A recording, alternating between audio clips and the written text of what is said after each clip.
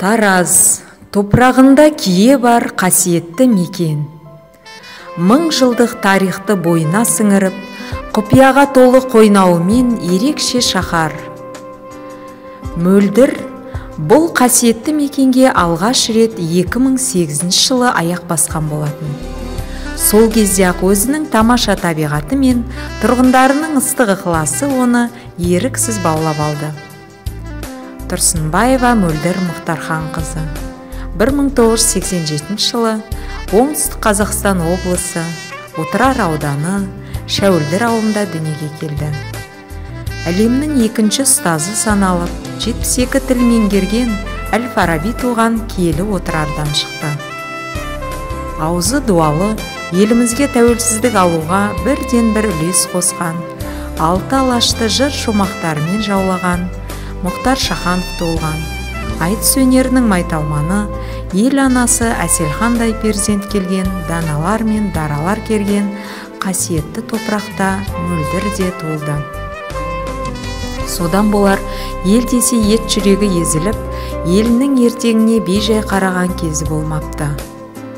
Адамның бір қызығы бала деген, баланы оқытуды жек көрмедім деп Абай атамыз жырлағандай, Мөлдір де балаға білім нәрін беретін ұстаздық жолын таңдады.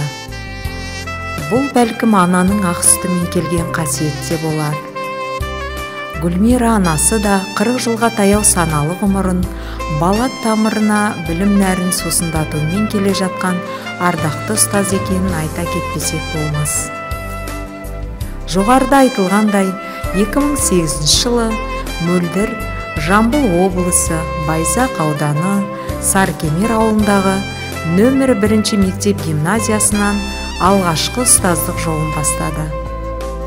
Қолында халықаралық Қазақ-Түрік университетінің дипломын ұстаған жас маманға барша мектеп ұжымы үлкен сеніммен қарады. Мөлдір сол айтылған сенімнің салмағын сезініп, қалайда білімнің биік шыңын бағындырамын деп алдына мақсат қоя білді. Ұстаздық еткен жалықпас, үйретуден балаға демекші, Мөлдір өзінің әрбір бастар ісі мен жоспарларын айталмыш мектептің директоры Жаманова Күлпаш Рамазан қызымен ақылдасып барып жасайды. Және де тағы бағыт-бағдар беруші, ақылшысы Алданбекова Өнерхан Бақыбай қызы болса, кеңесшісі Қылышмағамбетова Қамқа сынды ұстаздар өз білгендерін ешқашан аяған емес. Балам дейтін ел болмаса, елім дейтін ер қайдан болсын демекші, осыншама жанашыр ұстаздарының қамқорлығының арқасында Мөлдір бүгінде бірінші санатты ұстаз. 12 жылдық іс тәжірибесі бар, өзіндік жетістіктері де жетерлік. 3 тілді еркін меңгеріп, қазақ тілі мен әдебиеті пәні мұғалімі және информатика пәні мұғалімі деген қос мамандық иесі. Олар елдің баласы 18-інде баспендер демекші.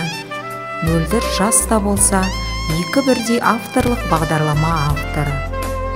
Олардың бірі абайтану болса, екіншісі Қазақстан Республикасының президенті бастамасымен рухани жаңғыру бойынша Байзақ ауданына қарасты ақын жазушыларымыздың шығармаларына зерттеу жұмыстарын жүргізіп, облыс бойынша жүлделі 3-ші орынға ие болды. Мөлдірдің шәкірттерінің алды бүгінде жоғары оқу орындарының грант иелері болып, білім жолын университет қабырғасында жалғастырып жатыр. Сонымен қатар, қанатының астындағы шәкірттерін шығармашылыққа баулып, оқушылары аудандық, облыстық және республикалық білім байқауларынан жеңімпаз атануда. Атап айтар болсақ, аудандық байқаулардан 45 шәкірт, облыстық байқаулардан 13 шәкірт, республикалық байқаулардан 21 шәкірт жүлделі орындарға ие болып жеңімпаз атанды. Жақсының жақсылығын айт, нұры тассын демекші, Мөлдір ұстаздың жеткен жетістіктерін сөзбен айтып тауысу жеткіліксіз. Президентіміздің жастарға баса назар аударып, қолдау көрсетіп, жыл сайынғы халыққа жолдауында жастардың жалыны мен асқақ рухына баса мән беруі тегінен тегін емес болса керек. Мөлдір президенттің әр жолдауын жүрегімен қабылдап, қалтқысыз орындайтын, ұлтжанды ұстаз деп ауыз толтырып айта аламын.